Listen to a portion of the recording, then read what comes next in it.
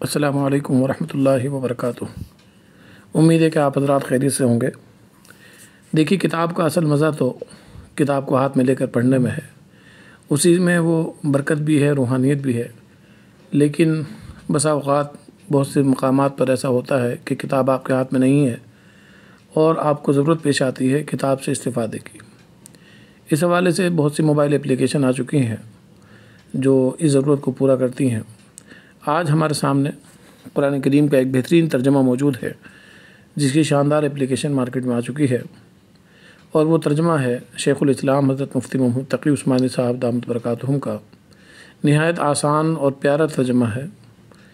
اس کے لیے آپ سب سے پہلے پلے اسٹور پہ جائیے اور وہاں پر لکھیے آسان ترجمہ قرآن۔ یہ جو آپ کے چوتھے نمبر پہ آپ دیکھ رہے ہیں مکتبہ معارف القرآن کے نام سے، اس کو آپ کلک کریں، اس کو انسٹال کریں۔ انسٹال کرنے کے بعد اب آپ اس میں جائیں۔ یہ کچھ اس طرح سے آپ کے سامنے کھلتا ہے۔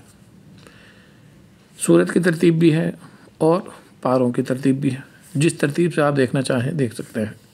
مثال کے طور پر پاروں کی ترتیب سے آپ نے تیسرا پارہ کھولا۔ تفسیر بھی دیکھنا چاہتے ہیں تو دیکھیے قرآن کریم کا متن ہے، ترجمہ ہے اور پھر تفسیر ہے۔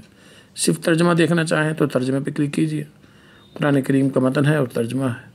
صرف قرآن کریم پڑھنا چاہیں تو قرآن کریم کی تلاوت اس طرح سے کر سکتے ہیں۔ کسی مطلوبہ آیت پر جانا چاہیں تو یہاں پر سورت کی آیت پر کلک کر سکتے ہیں۔ مثال کے طور پر آپ کو آیت نمبر دیکھنی 280 سورہ بقرہ کی، تو اس پہ کلک کیجیے۔ اور معذرت کے ساتھ یہ چونکہ پاروں کی ترتیب سے تھا، اب سورہ بقرہ کی ترتیب سے جائیں گے۔ یہاں پر دیکھیں کل آیات 286، تو سورہ بقرہ کی 280 آیت پر ہمیں مان لیجیے جانا ہے، تو یہ رہی آیت نمبر 280 آپ کے سامنے موجود ہے۔ اور بھی بہت سی خصوصیات اس اپلیکیشن میں موجود ہیں۔ مثلا سب سے اہم چیز ہے تلاش۔ آپ کوئی بھی لفظ قرآن کریم میں تلاش کر سکتے ہیں اس آپشن کے ذریعے۔ مثال کے طور پر آپ کو تلاش کرنا ہے رسول،